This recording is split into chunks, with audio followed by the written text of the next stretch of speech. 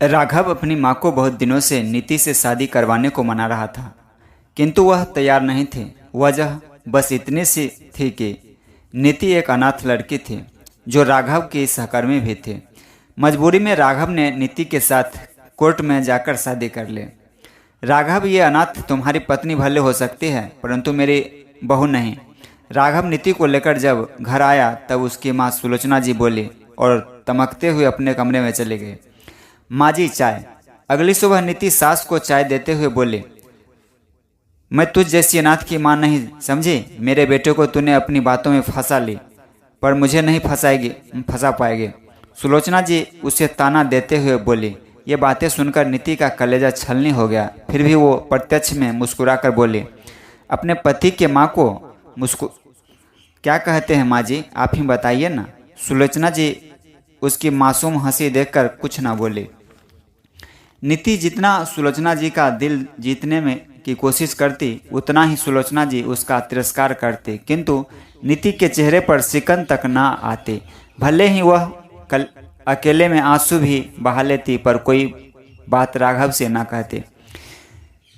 क्यों सह रही हो इतना सब नीति? शादी करके तुम्हें तो तिरस्कार के सिवा कुछ नहीं मिला। आज फिर किसी बात पर सुलोचना जी ने नीति को काफ़ी खरी खोटी सुनाया तो राघव नीति के उदास चेहरा को देखकर बोला, बहुत कुछ मिला राघव, क्या नहीं मिला है? बचपन से माँ के लिए तरसी हूँ। तूने मुझे माँ दी है ना। स्कूल में जब बच्चों की मम्मी आती थी तो मैं अनाथ उन्हें देखकर ईश्वर से शिकायत करते थे। ईश्वर ने देखो मुझे सास के रूप में माँ दे दी। नीति मुस्कुराकर बोली। राघव बोला, किसे बहला रहे हो नीति? तुम भी जानती हो माँ तुझे बहू तो क्या इंसान तक नहीं समझती है। हमेशा तुम्हें ताने मारकर तुम्हारी एक कलेजा छलनी करते रहती है। तुम्हें क्या पता? तुम मुझे नहीं बताती हो तो क्या मुझे पता नहीं चलता? राघव, मुझे माँ की बहू नहीं बेटी बनना है, इसलिए वो मुझे कितना सुनाए, कितना मेरा कलेजा छलनी करे, मैं उफ तक नहीं करूँगी, क्योंकि इस अनाथ को माँ चाहिए। और हाँ, तुम हम माँ बेटी के बीच मत आया करो। जी, मेरी माँ बहुत अच्छी है, बस थोड़ी सी नाराज़ है, और उन्हें नाराज़ होना लाजमी भी है, क्योंकि उनके कितने ख्वाब रहे होंगे तुम्हारी शादी को लेकर, जो मुझ जैसी अनाथ की वजह से टूट गए। नीति उदास होकर बोली। सुलोचना जी बाहर से सब कुछ सुन रहे थे। उन्हें खुद की सोच पर बहुत शर्मिंदगी हुई। ये बेचारी मुझसे माँ का प्यार पाने को इतना सब कुछ सह रही है, और मैं सिर्फ और सिर्फ तिरस्कार कर रही हूँ, जबकि अकेले इसकी तो गलती नहीं, शादी तो मेरे बेटे ने की है इससे। यह सोचकर सुलोचना जी की आंखें भर आई।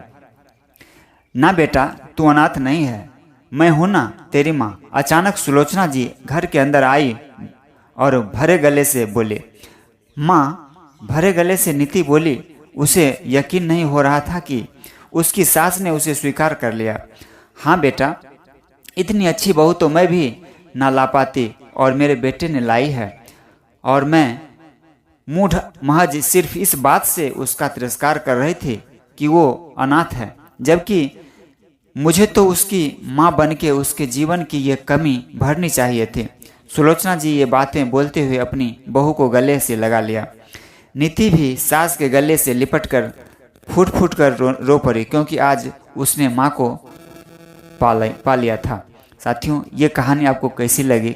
कमेंट बॉक्स में जाकर अपनी कमेंट देंगे और वीडियो को लाइक और शेयर करेंगे। बहुत बहुत धन्यवाद।